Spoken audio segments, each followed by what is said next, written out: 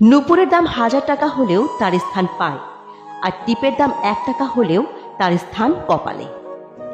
ইতিহাস সাক্ষী, লবণে কখনো পোকা ধরেনি, কিন্তু মিষ্টিতে প্রতিদিনই ধরে, আবার পিঁপড়েও ধরে। মানুষ সোজা পথে চলতে চায় না, বাঁকা পথে আগ্রহ বেশি। তাই তো মদ বিক্রেতাকে কোথাও যেতে হয় না, কিন্তু দুধ বিক্রেতাকে বাজারে দাঁড়ে দাঁড়ে খুঁড়তে হয়।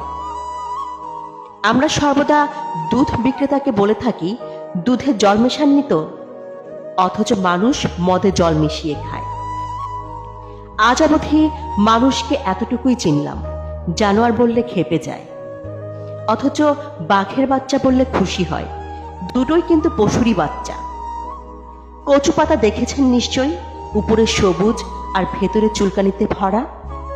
ঠিক তেমনি কিছু মানুষ আছে, বাইরে থেকে দেখতে ভীষণ সুন্দর আর পরিপাটি, কিন্তু ভেতরটা আবর্জনায় ভরা। সাপ দুধ খেয়েও বিষ উগড়ে দেয়, আর গরু ঘাস খেয়েও দুধ দেয়। সুতরাং দোষটা খাবারের নয়, পার্থক্যটা স্বভাবের। নিজের যোগ্যতা নিয়ে কখনো অহংকার করবেন না। মনে রাখবেন, পাথর কিন্তু তার নিজের ওজনের জন্যই জলে ডুবে যায়। কি আজব এই দুনিয়া জানেন? যার চোখে ঘুম আছে তার কাছে ভালো বিছানা নেই, যার কাছে ভালো বিছানা আছে তার চোখে ঘুম নেই, যার মনে দয়া আছে তার কাছে দেওয়ার মতো কিচ্ছু নেই, আর যার কাছে দেওয়ার অনেক কিছু আছে তার দেওয়ার মনটাই নেই।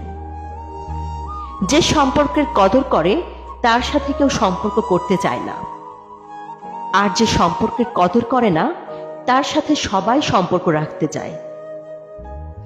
যার পেটে খিদে আছে তার কাছে পর্যাপ্ত খাবার নেই, যার পেটে খিদে নেই তার কাছে খাবার নষ্ট করার মতো প্রাচুর্য আছে। একটা কথা সব সময় মনে রাখবেন, ধনী আপনি চাইলেই হতে পারবেন, কারণ আজকালকার দুনিয়ায় পয়সা কামানো বিশাল কোনো ব্যাপার নয়। কিন্তু চাইলেই ভদ্রলোক হওয়া যায় না, কারণ ভদ্রতা পারিবারিক শিক্ষা থেকে আসে। সেটা সবার নাও থাকতে পারে, তাই পারলে ভদ্রলোক হওয়ার চেষ্টাটা সবার আগে করবেন।